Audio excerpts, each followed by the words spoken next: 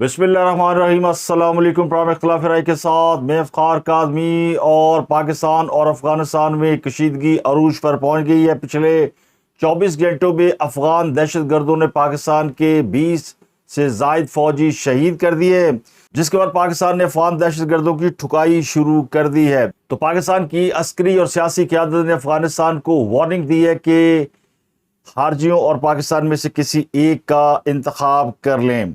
इसके अलावा 9 मई केस में सजा पाने वालों की गिरफ्तारियां शुरू हो गई हैं और एक साबिक एमपीए को गिरफ्तार करके जेल भेज दिया गया है। सैलाब ज़दगान के लिए एक अच्छी खबर है, हुकूमत ने अगस्त के बिजली के बिल माफ़ कर दिए हैं और इमरान खान के भांजे हसन नियाजी को फौजी अदालत से 10 साल की सज़ा का फैसला अदालत में चैलेंज कर दिया गया है और अदालत ने समाअत के लिए डेट भी दे दी है। दोहा में एक बहुत बड़ा इजलास हो रहा है जिसमें इसराइल के कतर पर हमले के हवाले से बड़ा ऐलान मुतवक्को है। और अहम खबर, इतवार को पाकिस्तान और भारत के दरमियान दुबई में क्रिकेट मैच है और दुबई हुकूमत को खदशा है कि इसमें हंगामा आराई हो सकती है। तो मैच वाकई हाई वोल्टेज होने वाला है। पाकिस्तान और भारत के दरमियान मई में होने वाली जंग के बाद दोनों टीमें क्रिकेट के मैदान में पहली बार आमने सामने हैं।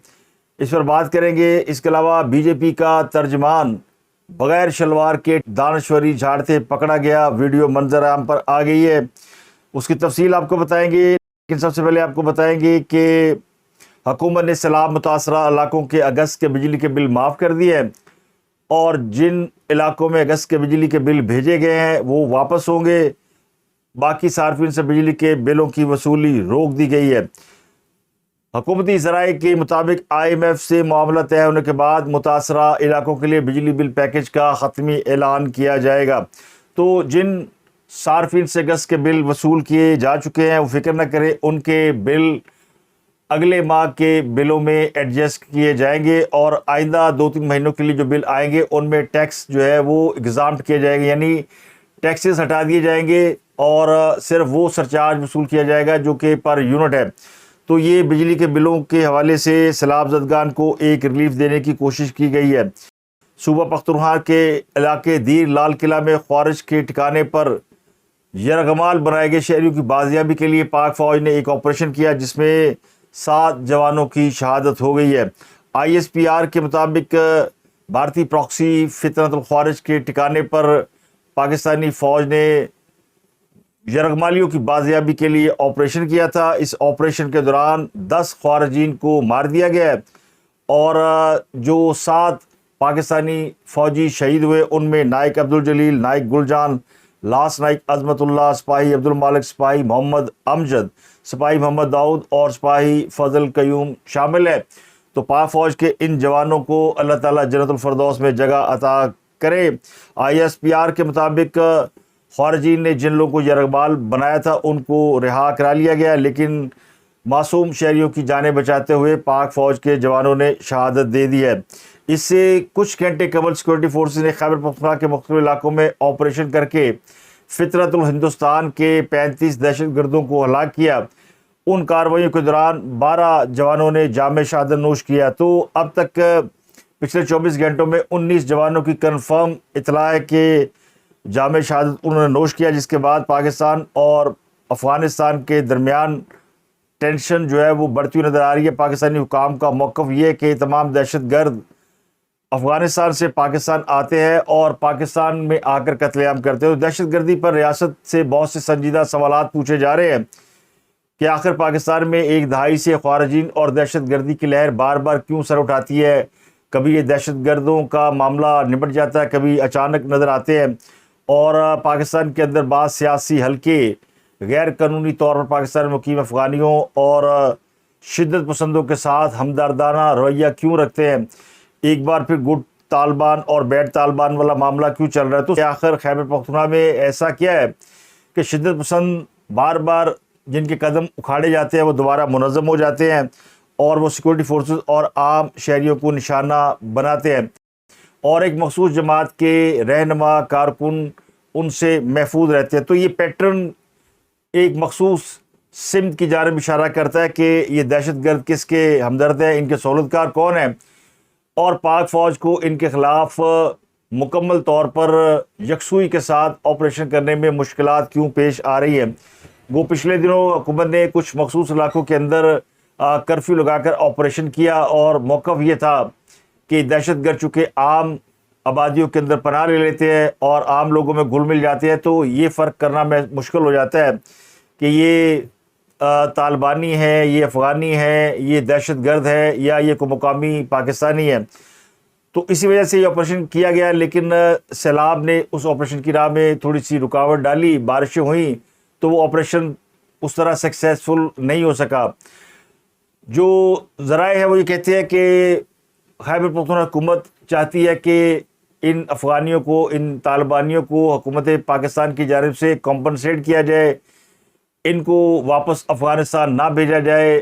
خیبر پختونخوا حکومت نے باقاعدہ طور پر فیڈرل گورنمنٹ سے کہا ہے کہ چونکہ افغانستان میں زلزلہ آیا تو ان افغانیوں کو واپس نہ بھیجا جائے۔ تو ان کو اس بات کا احساس ہونا چاہیے پاکستان میں اس سے کہیں بڑی آفت سیلاب کی صورت میں آئی ہوئی ہے، اور اس سے بڑی آفت دہشت گردی ہے، جس میں روزانہ درجنوں پاکستانی فوج کے جوان اپنی شہادتیں دے رہے ہیں، اور ایسے جوان جن کی ابھی مسیں پوری طرح بھیگی نہیں، جن کے سہرے نہیں سجے، مہندی نہیں لگی، تو ابھی وہ جوان جن کی ابھی وہ عمر ہے، جن کا شباب ہے، وہ پاکستان کی حفاظت کے لیے بعض نام نہاد سیاسی رہنماؤں کی جھوٹی ہمدردی کے نتیجے میں اس دنیا سے رخصت ہو رہے ہیں۔ تو اب دہشت گردوں کے خلاف اور صورت کاروں کے خلاف فیصلہ کن اقدامات کا وقت آ گیا ہے، اور یہی وجہ ہے کہ پاکستان کی عسکری اور ملٹری قیادت نے افغانستان کو پیغام بھیجا ہے۔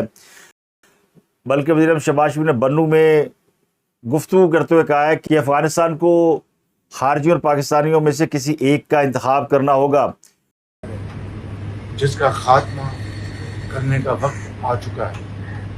افغانستان سے یہ دہشت گرد پاکستان آتے ہیں اور TTP کے ساتھ مل کر یہ خوارج ہمارے فوجیوں کو، ہمارے بھائیوں اور بہنوں کو، عام شہریوں کو شہید کر رہے ہیں۔ Field marshal general Asim Munir اور وزیر اعظم نے جنوبی وزیرستان آپریشن میں 12 شہداء کی نماز جنازہ میں شرکت کی اور بعد میں زخمیوں کی عیادت بھی کی۔ پشاور کے کور کمانڈر نے علاقے میں سیکورٹی کے حوالے سے بریف کیا اور ان کو بتایا گیا کہ پاکستان میں دہشت گردی کرنے والے دہشت گردوں کے سرگنا اور سہولتکار افغانستان میں بیٹھے ہیں اور ان کی پشت پناہی ہندوستان کر ہے، جس پر پاکستان کی سیاسی اور عسکری قیادت نے پیغام دیا کہ افغانستان حکومت یا تو خارجیوں کا ساتھ چھوڑ دے یا پھر نتائج بھگتنے کے لیے تیار رہے، یعنی ورنہ بھرتا بنے گا۔ میں آج افغانستان کی حکومت کو واضح طور پر پیغام دینا چاہتا ہوں کہ وہ دو چیزوں سے ایک کا انتخاب کریں، یا پاکستان کے ساتھ صحیح ایک دل کے ساتھ اور سنسیئرٹی کے ساتھ، سچائی کے ساتھ اگر وہ پاکستان کے ساتھ تعلقات قائم کرنا چاہتے ہیں تو آئیں، ہم اس کے لیے تیار ہیں۔ لیکن اگر انہوں نے دہشت گردوں کا ساتھ دینا ہے، ان کی پشت پناہی کرنی ہے، تو پھر ہمیں پھر افغانستان کی انٹرم گورنمنٹ سے کوئی سروکار نہیں، پر انشاءاللہ افواج پاکستان، جوان، افسر اور فیلڈ مارشل کی سربراہی میں انشاءاللہ ہر صورت میں ان دہشت گردوں کا خاتمہ ہوگا۔ اس کے بغیر یہ قوم، یہ فوج، یہ چین سے نہیں بیٹھے گی۔ تو ان کا بھرتا بننا شروع ہو گیا ہے اور کچھ کارروائیاں ہوئی ہیں۔ تو ایک ٹینشن یہ چل رہی ہے اور دوسری ٹینشن پاکستان اور بھارت کے درمیان ایشیا کپ کے میچ کے حوالے سے چل رہی ہے، اور وہ بڑی ہائی ٹینشن ہے۔ دنیا کرکٹ کا سب سے بڑا مقابلہ ہے۔ ویسے تو ہم نے جب سے جنگ جیتی ہے ہم جشن منا ہی رہے ہیں۔ تو مئی میں پاکستان اور بھارت کے درمیان جو جنگ ہوئی تھی وہ جنگ پاکستان نے 6-0 سے جیتی تھی۔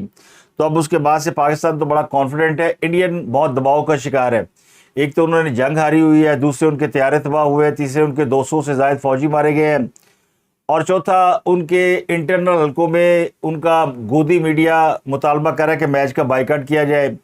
پاکستان کے ساتھ میچ کھیلنے میں ان کو شکست کا خوف زیادہ ہے، کیا بھارتی ایک اور شکست ہضم کر پائیں گے؟ اسی بات کا خدشہ دبئی حکومت کو بھی ہے، اور دبئی حکومت نے سخت وارننگ جاری کی ہے اور یہ کہا کہ گڑبڑ گھوٹالہ کرنے والے کو، بدتمیزی کرنے والے کو، لڑائی جھگڑا کرنے والے کو پکڑا جائے گا۔ 1 ماہ سے 3 ماہ تک سزا بھی دی جائے گی، اور اگر کسی نے وائلنس اس بنیاد پہ کیا جس میں نسل پرستی یا کوئی اور ایلیمنٹ ہوا تو جرمانہ بھی ہوگا جو 10,000 سے 30,000 درہم تک ہو سکتا ہے۔ تو یہ بھاری جرمانہ ہے۔ دونوں ملکوں کا میچ جو ہے وہ بہت زیادہ اہمیت اختیار کر گیا ہے۔ تقریباً 4 ماہ پہلے پاکستان اور بھارت میں جنگ ہوئی تھی۔ ابھی انڈیا کے اندر بھی اس میچ کو لے کر بھارتی میڈیا اور بھارتی اپوزیشن نے حکومت کے اوپر دباؤ ڈالا ہوا ہے کہ اس میچ کو کینسل کریں، بائیکاٹ کریں۔ آئی سی سی کے سربراہ ہے وجے شاہ، جو کہ بھارت کے وزیر داخلہ امت شاہ کے صاحبزادے ہیں، اور وہ بی سی سی آئی یعنی بھارتی کرکٹ بورڈ کے بھی سربراہ ہے۔ تو ان کے اوپر ایک بڑا دباؤ ہے، اور سمجھتے ہیں کہ اگر وہ ایشیا کپ کا بائیکاٹ کرتے ہیں تو کرکٹ کے میدان میں اگلے کئی سالوں تک بھارت کو بہت بڑا نقصان ہو سکتا ہے۔ انٹرنیشنل کھلاڑیوں کے بھارت آنے پر پابندی لگ سکتی ہے، تو ان کا آئی پی ایل بڑھ جائے گا اور ساری کرکٹ تباہ ہو جائے گی، اور جو اربوں روپیہ وہ کماتے ہیں کرکٹ سے، کرکٹ ایک بڑی انٹرٹینمنٹ انڈسٹری ہے، وہ سارا نقصان بھارتی حکومت برداشت نہیں کر سکتی۔ تو دباؤ کے باوجود، یعنی بی جے پی کے انٹرنل حلقوں کے دباؤ کے باوجود یہ میچ ہونے جا رہا ہے۔ ابھی تک خدشہ ہے ویسے لوگوں کہ شاید یہ میچ نہ ہو، کیونکہ حالات بڑے خراب ہیں۔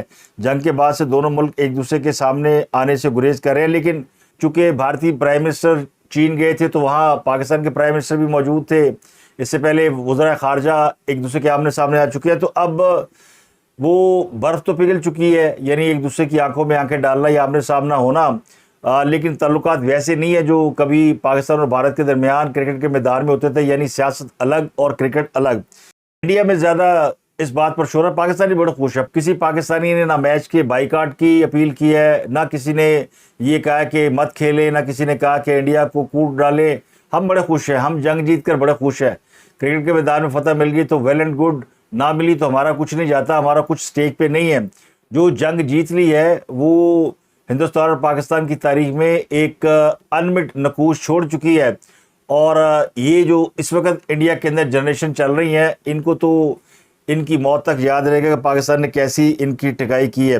اب جو رولز جاری کیے ہیں دبئی گورنمنٹ نے، اس میں کہا گیا کہ جو شخص میچ کے دوران تشدد کرتا، تماشائیوں یا میدان میں کوئی چیز پھینکتا یا توہین آمیز زبان استعمال کرتا پایا گیا تو اسے بھی سزا ہو سکتی ہے، اور 1 ماہ سے 3 ماہ تک قید کی سزا ہو سکتی ہے، پھر وہ جرمانے ہو سکتے ہیں۔ اس کے علاوہ آپ میچ کے اندر کوئی ریموٹ کنٹرول ڈیوائس، کوئی غیر قانونی یا زہریلا مرکب، پاور بینک، آتش بازی کا سامان، لیزر پوائنٹر، شیشے کی اشیاء، سیلفی سٹک، مونو پاؤڈر، چھتریاں، تیز دھار آلات، سگریٹ نوشی کا سامان، باہر کا کھانا، مشروبات اور جھنڈے یا بینر لانے پر بھی پابندی لگا دی گئی ہے۔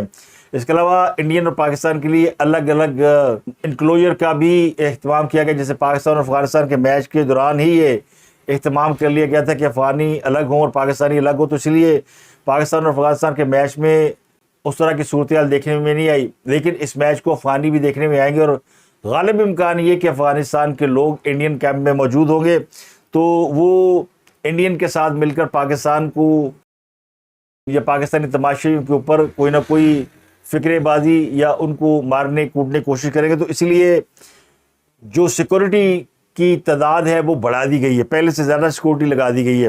تو اس میچ کے حوالے سے پاکستانی ٹیم کو وش کرنا تو بنتا ہے۔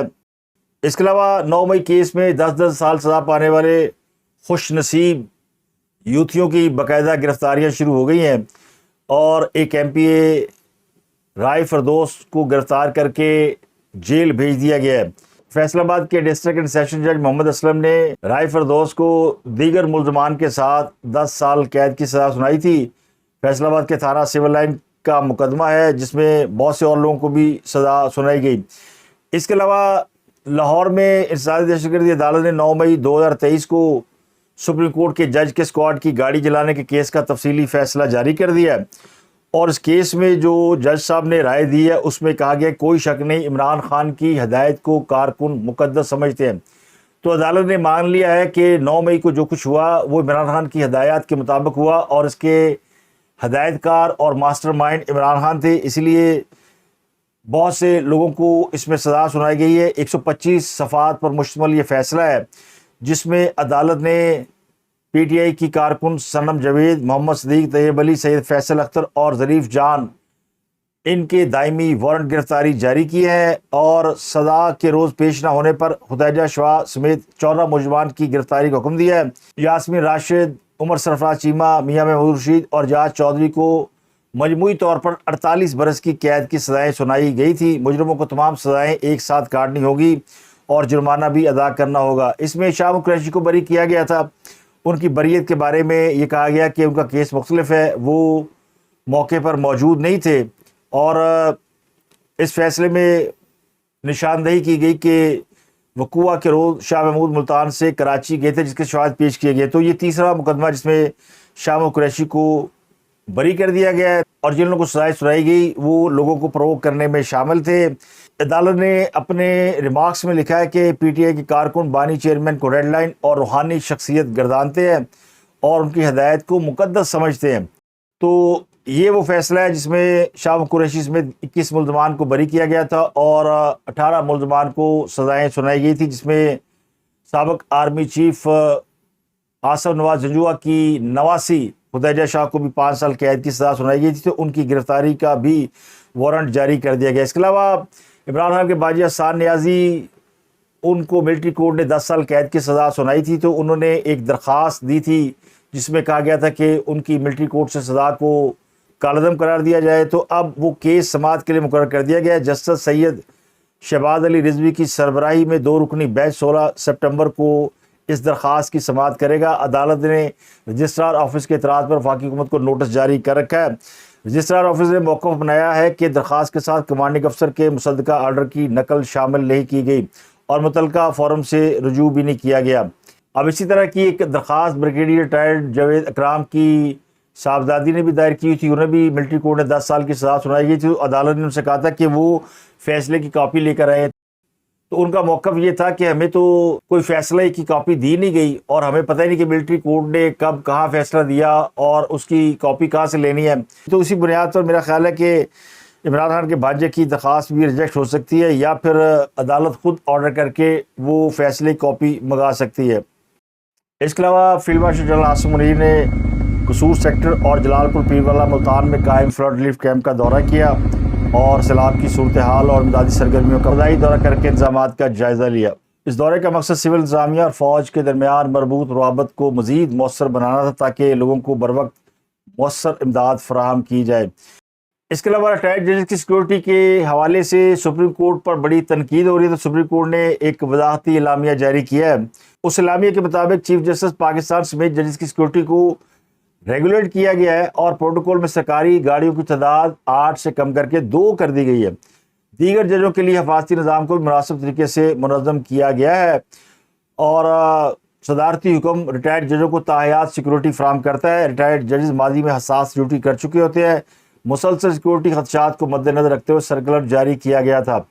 تو اب یہ جو سپریم کورٹ کی جانب سے سرکولر جاری ہوا تھا، اس میں کہا گیا تھا کہ ہر ریٹائرڈ جج کو 3 پولیس اہلکار حفاظت کے لیے دی جائے۔ تو جو سرکاری ڈیوٹی ہوتی ہے عموماً 8 گھنٹے ہوتی ہے، تو اس تناسب سے ہر جج کو 9 سیکورٹی اہلکار فراہم کرنے کی درخواست کی گئی تھی یا حکم دیا گیا تھا، کیونکہ سرکولر جاری ہوا تھا، ججوں کا حکم آخری حکم ہوتا ہے۔ اس پر تنقید ہو رہی تھی، لیکن اب اس کو لگتا ہے کہ سپریم کورٹ نے پریشر میں آ کے، کسی دباؤ میں آ کے جو چیف جسٹس کا اپنا پروٹوکول ہے اس کو منیمائز کر دیا ہے اور لوگوں کا غصہ ٹھنڈا کرنے کی کوشش کی ہے کہ دیکھیں چیف صاحب کی سیکورٹی کم ہو گئی، 8 سے 2 گاڑیاں ہو گئی، لیکن سوال تو ان اہلکاروں کا ہے جو سیکورٹی پہ مامور ہے۔ اگر کوئی 8 گھنٹے سے زیادہ ڈیوٹی دے، 12 گھنٹے بھی ڈیوٹی ہوتی ہے، تو ہر جج کو 6 پولیس اہلکاروں کو تعینات کرنے کے لیے کہا گیا، جو کہ خزانے کے اوپر یقینی طور پر ایک بوجھ ہے۔ اس کے علاوہ بالی ووڈ کی ایک اداکارہ ڈیشا پتانی، ان کے گھر پر نامعلوم حملہ وروں نے اندھا دھند فائرنگ کی ہے، جس میں اداکارہ سمیت ان کے اہل خانہ محفوظ رہے ہیں۔ تو اب ایک بار پھر لگتا ہے کہ بھارتی فلم انڈسٹری جو ہے وہ مافیا کے ہتھے چڑھ چکی ہے۔ بھارتی میڈیا رپورٹ کے مطابق ڈیشا پٹانی کے بریلی میں واقعہ گھر پر یہ فائرنگ کی گئی۔ یہ فائرنگ کس نے کی اور کیوں کرائی، اس حوالے سے بھارتی میڈیا نے کہا کہ اس کی ذمہ داری بدنام زمانہ گینگسٹر روہت گوادور اور گولڈی برار گینگ نے بذریعہ سوشل میڈیا پوسٹ قبول کی ہے۔ 30 per hour gang has claimed responsibility for the firing reported outside Bollywood actress Disha Patni's residence in Bareilly, Uttar Pradesh. September 12 firing is suspected to be linked to alleged remarks against spiritual orators Premanand Maharaj and Aniruddhacharya Maharaj. According to police, the incident took place around 4:30 a.m. when unidentified men on a motorcycle opened fire near the residence. At least 7 rounds were fired, including 2 aerial shots. اور دعویٰ یہ کیا گیا کہ دیشا پٹانی کی بہن خوشبو پٹانی کی جانب سے ان کے روحانی رہنما پریمانند مہاراج اور انورودھاچاریہ جی مہاراج سے متعلق توہین آمیز بیان دیا گیا تھا، جس کی وجہ سے یہ حملہ کیا گیا ہے۔ تو یہ جو انورودھاچاریہ جی مہاراج ہے، ان کی کافی ویڈیوز سوشل میڈیا پر آج کل وائرل، بہت سے لوگ انہیں فالو کرتے ہیں، بہت سے لوگ ان کے اوپر تنقید کرتے ہیں کیونکہ یہ تھوڑے سے ہنس مکھ ہیں یا ہنس مزاج ہیں یا کچھ ایسی حرکتیں کرتے ہیں جو کہ لوگ سمجھتے ہیں کہ شاید یہ کوئی عقل مند نہیں کر سکتا، تو ان پہ تنقید کے جرم میں دیشا پٹانی کو ہٹ کیا گیا ہے۔ لیکن معاملہ یہ نہیں ہے، یہ گینگ جو ہے یہ بہانے بازی کرتا ہے۔ اسی گینگ نے سلمان خان کے اوپر قاتلانہ حملہ بھی کیا اور ان کے ایک دوست کو بھی انہوں نے فائرنگ کر کے ہلاک کیا۔ اس گینگ نے سدھو موسے والے کا بھی قتل کیا اور اس کی ذمہ داری قبول کی۔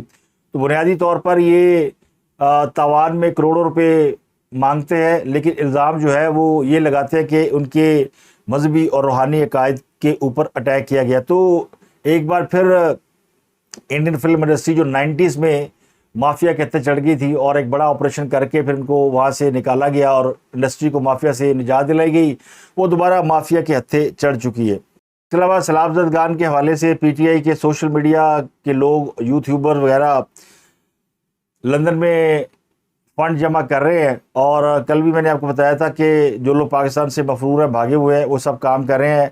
پاکستان میں بہت سے لوگ موجود ہیں جن کو اس ٹرانسمیشن کا حصہ بنایا گیا ہے۔ تو ان کی لائیو ٹرانسمیشن کی میں آپ کو ایک جھلک دکھاتا ہوں۔ ان کے جو 3 نامور یوٹیوبر ہیں، صابر شاکر، عمران ریاض اور صدیق جان، ان سب کی لائیو ٹرانسمیشن میں کسی کے اوپر 79، کسی کے اوپر 320 اور کسی کے اوپر 1.4 لوگ جو ہے وہ لائیو اس کو دیکھ رہے ہیں۔ اور یہ ٹیلی تھون جو ہے یہ فنڈ جمع کرنے کے لیے کی جا رہی ہے، لیکن اس کے اوپر جو اکاؤنٹ نمبر دیے گئے ہیں وہ ان کے ذاتی اکاؤنٹ ہے۔ اور اسی حوالے سے پھر پی ٹی آئی کی سوشل میڈیا کی جو خاتون ہیں اور جو ٹک ٹاکر بھی ہیں، سرم جاوید، ان کی ایک بہن فلک جاوید، وہ بھی اسی طرح کی حرکتیں کرتی جیسی ان کی بہن کرتی ہیں۔ انہوں نے یہ انکشاف کیا تھا کہ ان کے اپنے لوگ ہی سیلاب زدگان کے نام پر گھپلا کر رہے ہیں، فراڈ کر رہے ہیں۔ کوئی زلزلہ آتا ہے، کوئی سیلاب آتا ہے، تو انہی غریبوں کے نام پر، مظلوموں کے نام پر بیرون ملک سے فنڈ مانگے جاتے ہیں، اور وہ جو فنڈ وہاں پر آتے ہیں وہ کبھی بھی عوام کے اوپر خرچ نہیں کیے جاتے، بلکہ اس سے اپنی ہی جائیداد کے اندر، اثاثوں کے اندر اضافہ کیا جاتا ہے۔ ایسا ہی ایک واقعہ میرے سامنے آیا اس سیلاب کے دوران میں کہ جو لوگ کہتے ہیں کہ ہم سیلاب زدگان کی مدد کر رہے ہیں، ان کو اوورسیز جو پیسے بھجواتے ہیں، ان میں سے 2 اوورسیز جو تھے وہ اتفاق سے جانے والے نکل آئے، اور مزے کی بات تھی کہ ان دونوں کو جو امداد لینے والوں نے بل بھجوایا ہوا تھا وہ سیم کا سیم بل تھا۔ میں بتاتی ہوں آپ کو کہ طریقہ واردات کیا ہوتا ہے۔ طریقہ واردات یہ ہوتا ہے کہ ایک شخص کہے کہ جی میں سیلاب زدگان کی مدد کر رہا ہوں، اور بہت سے لوگ مدد کرنا چاہتے ہیں، تو ہر بندہ اگر 4 لوگ فرض کریں 25-25 ہزار روپیہ اس کو بھجواتے ہیں، اس 1 لاکھ روپے میں سے وہ 25 ہزار روپیہ کا سامان لے کر آئے گا، اور وہی ایک بل 4 لوگوں کو بھجوا دے گا اور 75 ہزار روپیہ اپنے بینک اکاؤنٹ میں ڈال دے گا۔ کیونکہ وہ 4 لوگ ایک دوسرے کو نہیں جانتے ہیں، اس میں جو بندہ بھی دیکھتا ہے اس کو لگتا ہے کہ جو 25 ہزار روپیہ میں نے بھجوایا تھا نا، یہ اسی کی مدد کی گئی ہے۔ لیکن جبکہ 1 لاکھ روپیہ جو اکٹھا کیا جاتا ہے اس میں سے صرف 25 ہزار روپیہ غریبوں کے اوپر لگایا جاتا ہے۔ یہ طریقہ واردات ہوتا ہے۔ آپ کو ایک ویڈیو دکھاتے ہیں، اور یہ ویڈیو ہے بھارتی جنتا پارٹی کے ایک ترجمان کی، جسے بھارتی ٹیلی ویژن نے لائیو اپنی ٹرانسمیشن کے لیے لیا۔ تو پتہ چلا کہ بھائی صاحب کی تو دھوتی اتری ہوئی ہے، قمیض پہنی ہوئی تھی اور اس کے نیچے شلوار غائب تھی۔ کئی سارے مہمان ہیں، گورو بھاٹیا میرے ساتھ ہیں بھارتی جنتا پارٹی کے۔ ذرا زوم کرو اس پر، زوم کرو۔ مدر ڈیری کہاں برانچ کھول کے رکھی ہے؟ کچھ شرم حیا ہے؟ تو یہ وہ بی جے پی کا ترجمان ہے جو پی ٹی آئی کو بہت سپورٹ کرتا ہے۔ تو بغیر شلوار کے ٹی وی شو میں دانشوری جھاڑتے ہوئے پکڑا گیا، کیونکہ ٹی وی میں عموماً آپ کا جو ہے وہ اوپر کا حصہ آتا ہے، کیمرہ آپ اپنے فیس پہ یا اپر باڈی پہ رکھتے ہیں، جسے ہم مڈ شاٹ کہتے ہیں۔ لیکن یہ بھائی صاحب کچھ نشے وشے میں تھے، بعد میں انہوں نے بڑی کوشش کی کہ اپنی عزت کو ڈھانپے، لیکن ان کی عزت جو ہے وہ برے بازار میں اسی طرح دکھائی دے گئی ہے اور اسی طرح لٹ گئی ہے جس طرح بھارتی فوج جو ہے پاکستان پر حملہ کرنے کے بعد اپنی عزت سرے بازار نیلام کروا بیٹھی ہے۔ تو اب تک کے لیے اتنا ہی. آپ سے ملاقات ہوتی اگلے ولاگ میں. اپنا اور گردوں کا بہت خیال رکھیے گا.